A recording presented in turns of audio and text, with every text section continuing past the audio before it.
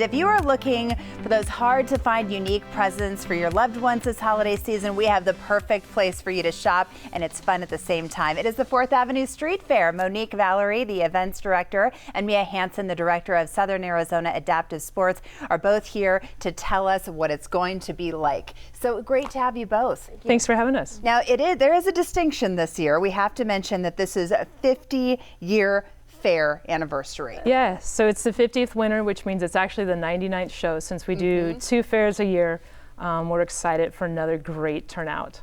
And you know, I love it. How would you explain it to somebody who hasn't come out before, and what you're going to have different this year? Sure, so we've got over 400 artisans coming in. We've got local artisans. We have folks coming in from all over the world.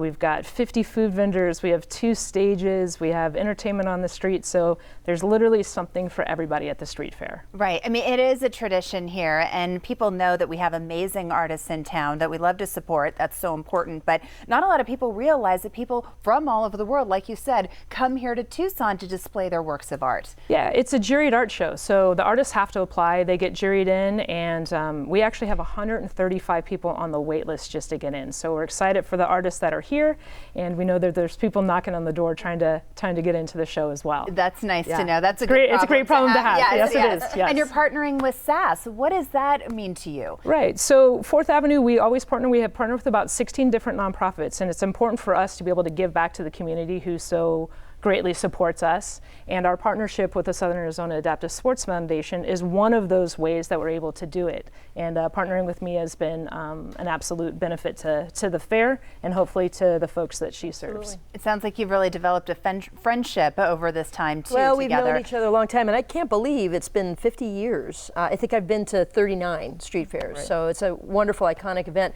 Our organization, Southern Arizona Adaptive Sports, got involved last year when Monique approached us to see if we would fulfill a service that they needed, which is to be the perimeter security folks. You know, the guys who are saying, sorry, ma'am, you can't take your alcohol beyond this point, because the street fair is a wonderful place where you can have a beer on a warm afternoon. And then we also welcome people into the fair at the different street corners and perimeters. And it's great because a lot of our athletes are people with disabilities who use wheelchairs. So we're able to sit on the corner and fulfill a service while we're also able to raise money to get a generous contribution from 4th Avenue merchants in exchange for this service that we do. And with that money, we're able to provide free or low-cost programming for people who might have a lower limb disability, who otherwise can't get out and play and recreate. I brought along our sample of a wheelchair that we use. We buy these sports chairs, which cost from $2,000 to $3,000 each. And then we offer them to people in the community so they can loan them and play and recreate as part of a healthy lifestyle. This happens to be a basketball chair, and it's pretty fancy. It's red for the holidays. But we're able to buy these now and work with our children's program. We have wheelchair basketball, wheelchair tennis, wheelchair softball. We have hand cycling, adaptive rock climbing, all kinds of sports. So we're thrilled. For us, it's a great partnership. And I don't think a lot of people do realize that the 4th Avenue Street Fair and the Merchants Association does so much for our community. For us, this means everything. This means that we can do our programming and have some opportunity for our athletes to get out and be a part of the community as well. Right. What does it mean for some of the athletes, and what do you hear from some of the families?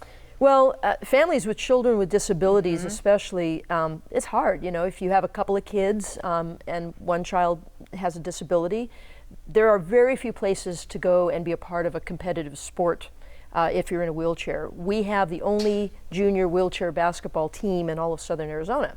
Wow. So if anyone's listening and they have a kid or an adult in the family that might benefit from our services, we'll hope they'll check us out.